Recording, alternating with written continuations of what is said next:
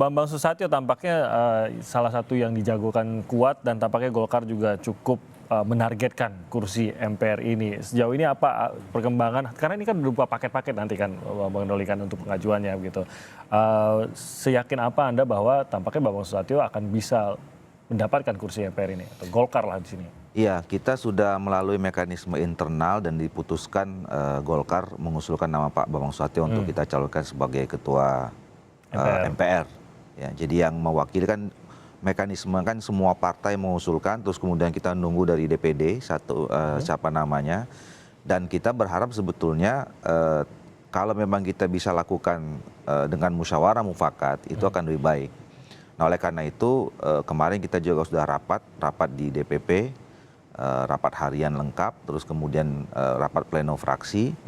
Kita sudah menyusun langkah-langkah dan melakukan pendekatan kepada pimpinan partai politik yang lain. Nah mudah-mudahan itu mendapatkan respon yang positif. Nah kita tinggal lihat perkembangan berikutnya hari ini. Paketnya itu gambarannya seperti apa nanti tuh, Bang Doli? Ya itu tadi saya katakan kan nanti kan pengusulannya masing-masing fraksi mengusulkan siapa. Kemudian kan nanti diantara itu memilih siapa yang menjadi ketua. Gitu. Kalau misalnya itu disepakati secara musyawarah mufakat.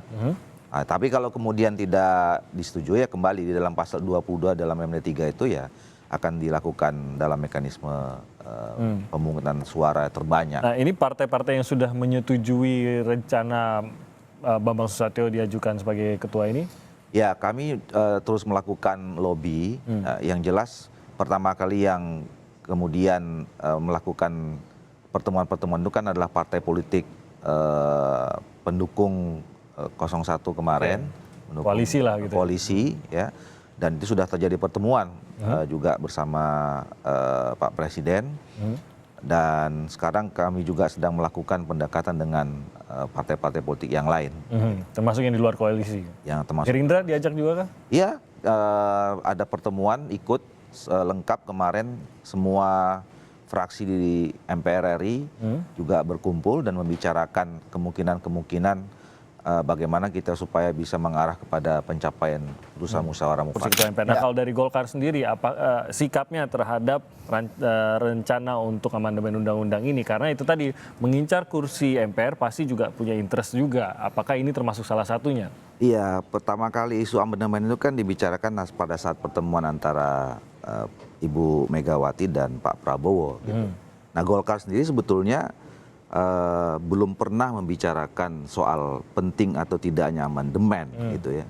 Nah apalagi kalau bicara soal pemilihan akan sampai pada perubahan pemilihan presiden, saya kira kami juga punya sikap yang clear soal itu.